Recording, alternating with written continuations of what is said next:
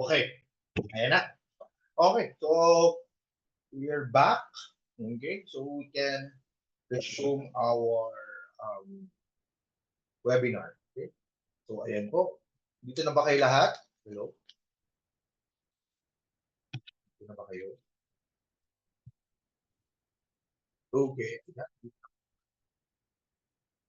Okay. So, let's start. Next slide, please. Okay. Ito na.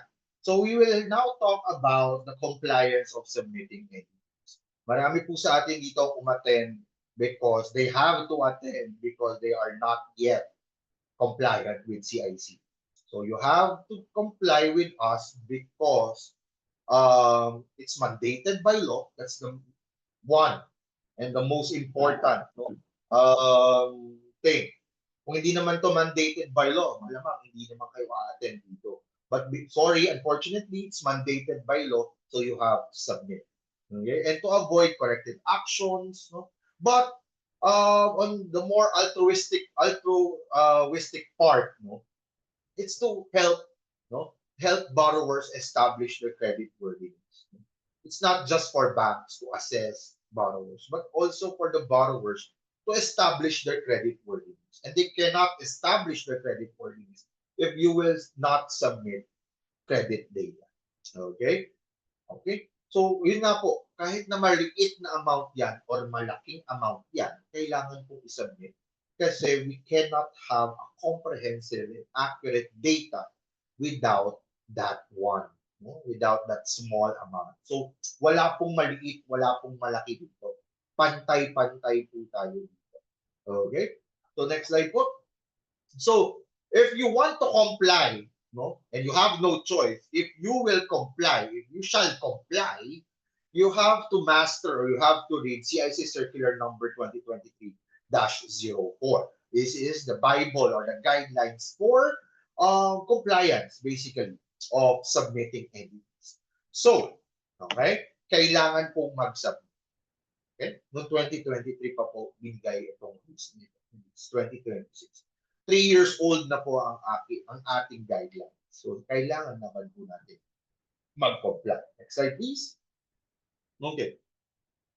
Okay, next slide. We have the basis for sanction. Ayan, ang tanong ninyo. Ito na po ang tanong ninyo. Pinakagusto ninyong tanong. Magkano po ba ang penalty?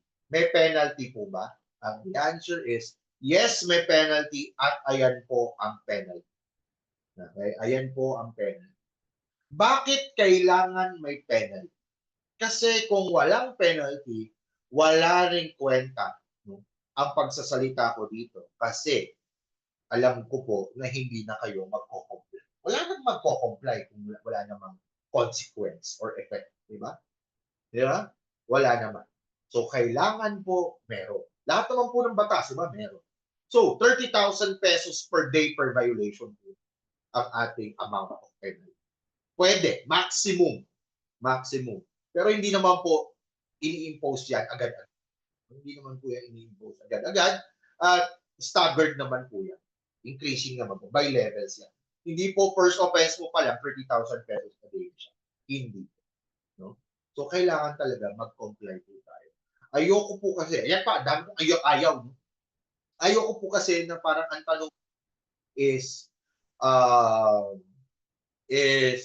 attorney, magkano po ba yung penalty?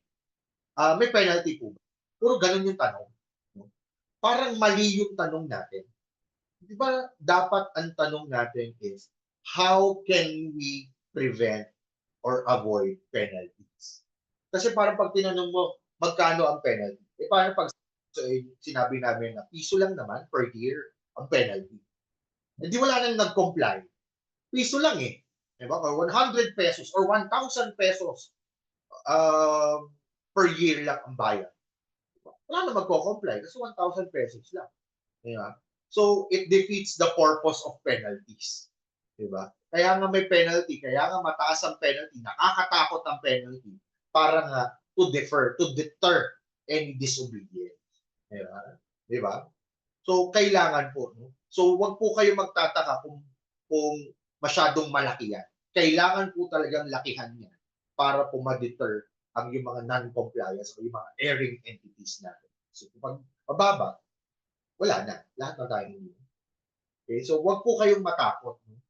Wag po kayong matakot. Ako na ang nagsasabi po sa inyo. Medyo mabait naman si CIC. No? Apart from other agencies. No? So mabait naman si CIC.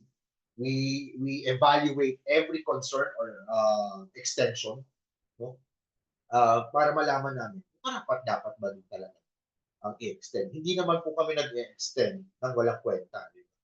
So, kunwari, sabihin po ng isang agency, birthday po kasi nung aming corporate secretary kaya hindi kami makapag-submit. Hindi naman po pwede yun. Diba? Hindi naman po justifiable. Diba? So, kung justifiable po sa inyo, justifiable na rin po yun. Okay? So, ayan po ang basis ng sanctions ng CIC. Ayan. Yan po. Okay? Next slide. We have initial compliance. So, sabi ko nga po kanina, maliit man o malaki ang data, maliit man o malaki ang inyong institution, kailangan po mag-submit. Huwag po kayo mag-alala, proportionate naman po yan. Kung kayo ay maliit na kumpanya, hindi naman po kayo kailangan mag-hire ng 10 tao para mag-submit. Diba? Hindi naman po ganun. Kaya niyo po yun. Kung konti lang naman na kailangan. Pero kung malaki naman kayong kumpanya, hindi naman po kaya ng isang tao lang naman po. Diba? So, proportionate po yan. Proportionate. Hindi po yan pantay na parang may fixed amount. Proportionate. Okay. Paano po ba maging compliant? Dadaan po kayo sa initial compliance, lalo sa mga hindi pa registered. Dadaan po kayo sa, next slide please, 3 stages. No? 3 stages.